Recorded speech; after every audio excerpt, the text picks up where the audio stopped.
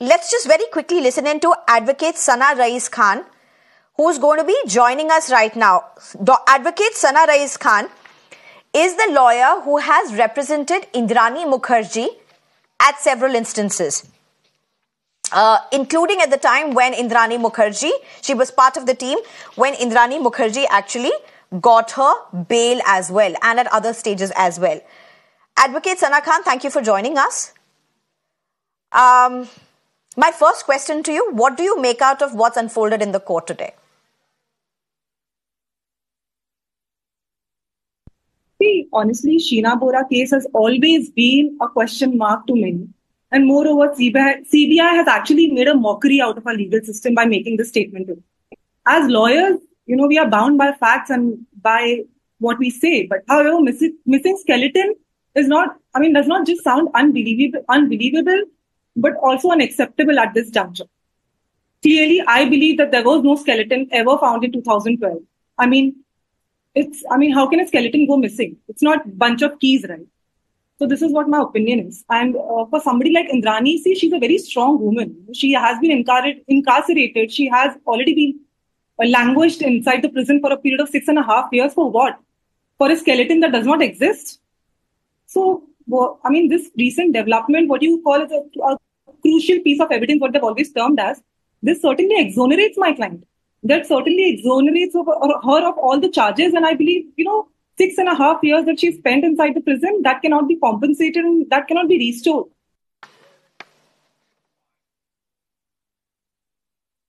Okay. Advocate Sana Raees Khan, let me just ask you, and, we spoke to the forensic team, the chairman of the forensic team. He has gone ahead to say it's irrelevant at this point that the bones have been found or the bones are missing. He says the forensic report has been made and for him it's conclusive.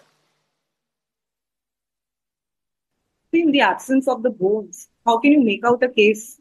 Because their case somewhere lies on the fact, their main allegation is that the body in 2012 and 2015 are the same bodies, right?